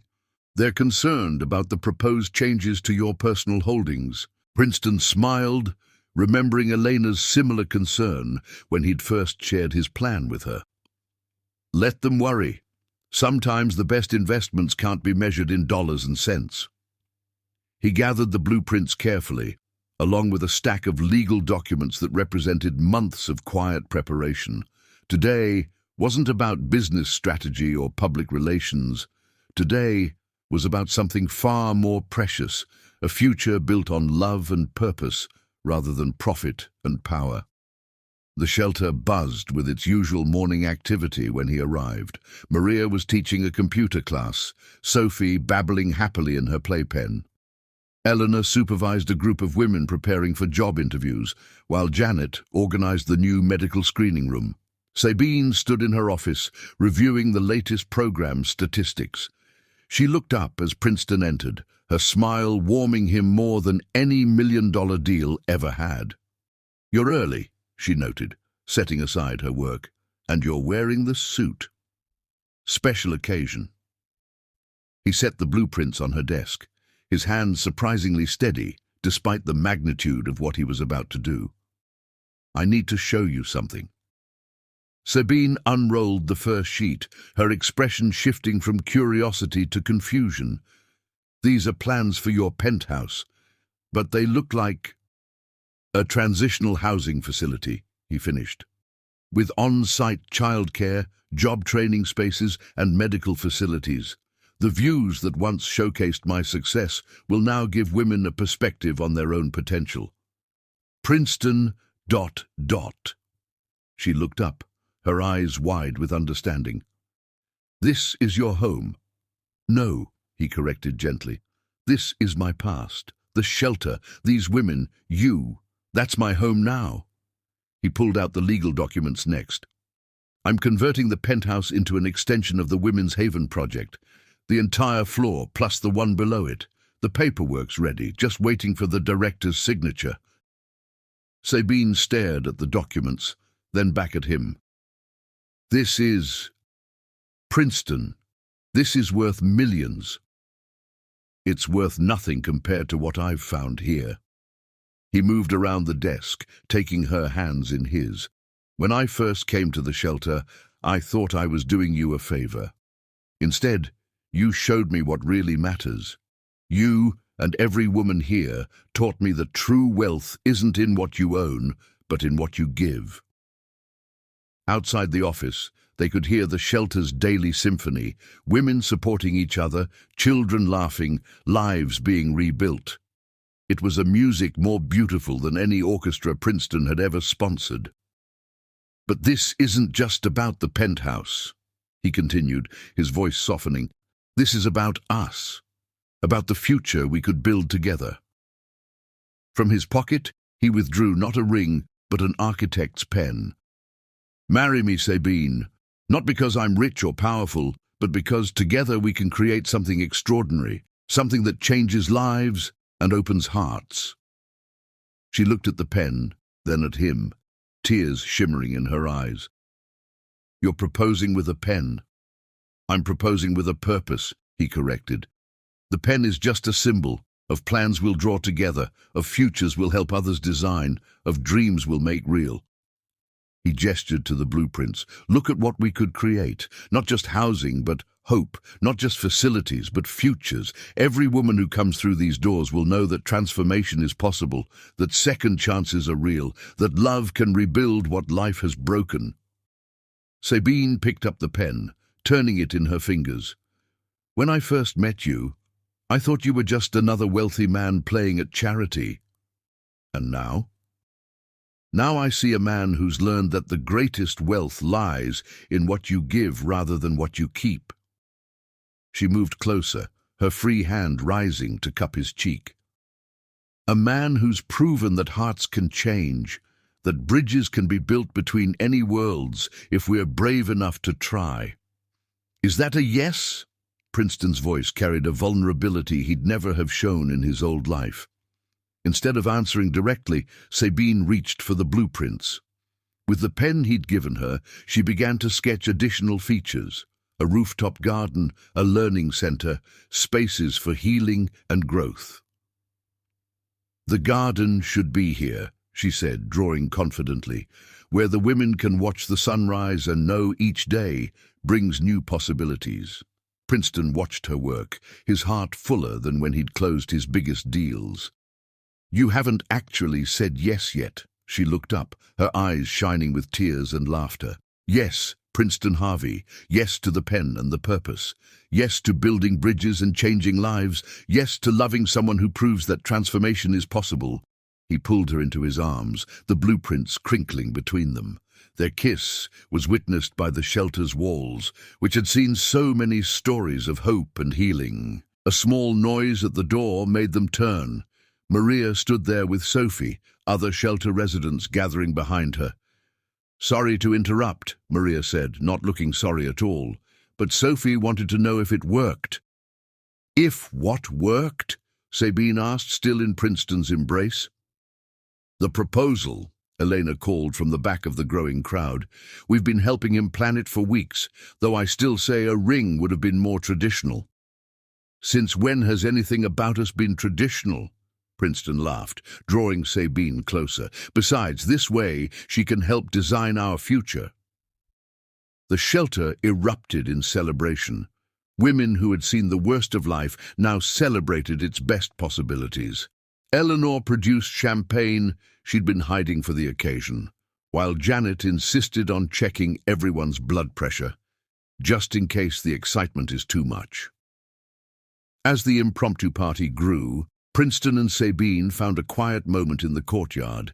The same stars that had witnessed their first real conversation now blessed their promise of a shared future. "Look," Sabine said, pointing to the blueprints they still carried. "If we convert the conference room to a multi-purpose space—" Princeton silenced her with a kiss. "We have time for planning later. Right now, just be here with me in this moment." Above them, the city lights twinkled like earthbound stars. Below, in the shelter, women who had lost everything were celebrating the possibility of love and second chances. And in the quiet space between those two worlds, two hearts that had found each other against all odds beat in perfect harmony. "I love you," Princeton whispered, the words carrying the weight of transformation, the promise of purpose, the certainty of a future built on something stronger than wealth or power. "I love you too," Sabine replied, her head resting on his shoulder. "Both the man you were brave enough to become and the man you're still becoming." The night wrapped around them like a blessing, full of promise and possibility. The blueprints in their hands represented more than just building plans. They were a map to a future where love and purpose intertwined, where second chances weren't just possible but probable, where hearts could heal and grow and find their true homes. In the shelter below, Sophie's laughter rang out like a bell of hope, while Elena's practical voice organized the celebration with her usual efficiency. These women, who had taught Princeton the true meaning of strength and resilience, were now witnessing the power of transformation and love. The pen that had sealed their engagement found a permanent home on Sabine's desk, a reminder that sometimes the greatest proposals aren't made with diamonds, but with dreams of making a difference in the world. Chapter 12. The Legacy. The shelter's garden had blossomed into an oasis of hope. White roses climbed trellises built by women learning construction skills, while herbs planted by residents created a fragrant pathway. On this perfect autumn morning, fairy lights twinkled in mason jars hung by tiny hands, and chairs arranged in a semicircle faced the rising sun. Princeton stood before a vintage mirror in what had once been his office, now converted into a bridal preparation room. His reflection showed a man transformed, not just by the elegant tuxedo he wore, but by the light in his eyes and the purpose in his bearing. "Your tie is crooked," Elena announced, appearing behind him. She adjusted it with motherly precision. "Hard to believe this is the same man who walked in here counting dollars instead of souls." "That man feels like a stranger now," Princeton admitted, touching the blue ribbon in his pocket, Sophie's first gift to him, now his good luck charm. The door opened, and Maria entered with Sophie toddling beside her. The little girl, now steady on her feet, carried a basket of rose petals with solemn importance. "Someone wanted to see you before the ceremony," Maria explained, watching Sophie gravitate toward Princeton. She insisted on practicing her flower girl duties one more time. Princeton lifted Sophie, rose petals cascading around them. "And how's our bride?" "Radiant," Maria smiled, "and about as nervous as you are." In another room, Sabine stood surrounded by women whose lives she'd helped transform. Her wedding dress was simple but elegant, its ivory silk complemented by a bouquet of wildflowers grown in the shelter's garden. "Something borrowed," Eleanor said, pinning a vintage pearl brooch to Sabine's dress. "It survived 2 wars and 3 marriages. Like its owner, it refuses to be broken." Janet approached with a stethoscope draped with blue ribbon. "Something blue, because you taught us that healing comes in many forms." A knock at the door revealed one of Princeton's board members, not with objections this time, but with tears in her eyes. "The penthouse conversion is complete," she reported. 20 new units ready to change lives. Consider it our wedding gift." The garden filled with an extraordinary mix of guests. Corporate executives sat beside shelter residents, socialites chatted with social workers, and children darted between chairs, trailing ribbons and laughter. The barrier between worlds had crumbled, replaced by bridges of understanding.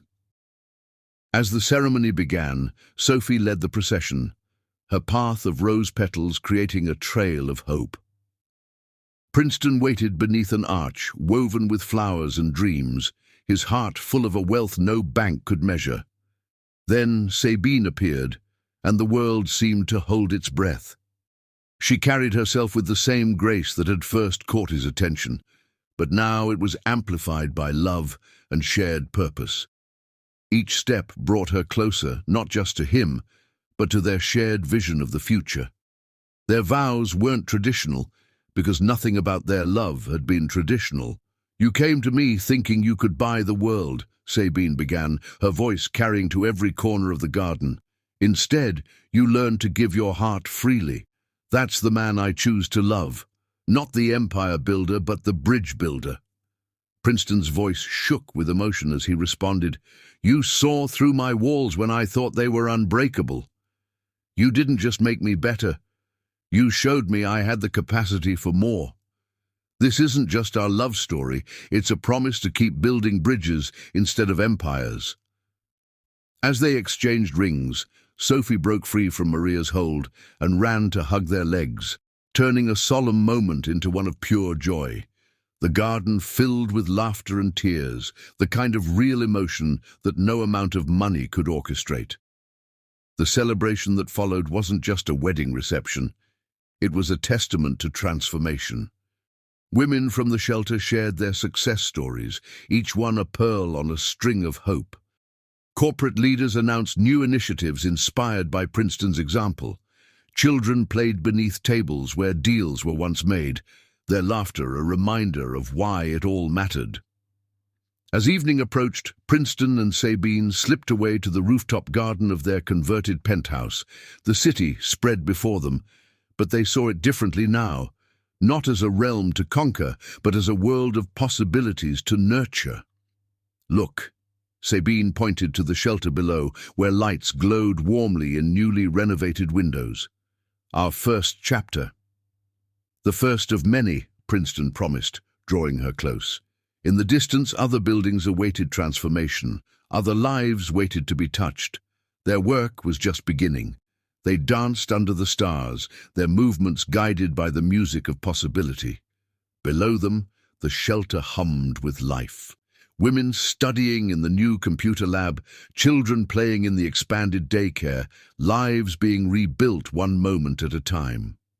"I have something for you," Princeton said softly, leading Sabine to a quiet corner of the garden. There, a small plaque waited to be unveiled. It read, "The Sabine Odette Harvey Center for Transformation, where second chances become new beginnings." Tears filled Sabine's eyes as she traced the letters. "It should have your name too." "No," he smiled, kissing her tears away. "You were the catalyst. I'm just the converted." They returned to their celebration hand in hand, finding Sophie asleep in Elena's arms, Maria discussing medical school applications with Janet, and Eleanor teaching a young executive the proper way to organize donations. The night wrapped around them like a blessing, full of stars and possibilities. Their love story had become more than just two hearts finding each other. It had become a beacon of hope, a testament to the power of transformation, a bridge between worlds that once seemed impossibly far apart. As they danced their final dance, surrounded by the family they'd built and the community they'd transformed, Princeton and Sabine knew that their greatest legacy wouldn't be measured in buildings converted or programs created. It would be measured in lives touched, in hearts opened, in bridges built between privilege and possibility. The shelter below would continue to grow, reaching more lives, creating more second chances. And in its halls, their love story would be told not as a fairy tale of wealth and power, but as a testament to the truth they'd discovered together, that real love, like real change, begins when we dare to see beyond our walls and open our hearts to transformation. Their legacy would live on in every woman who found her strength, every child who dared to dream, every heart that opened to the possibility of change. Because sometimes love isn't about reaching for the stars. It's about helping others find their way home. The end.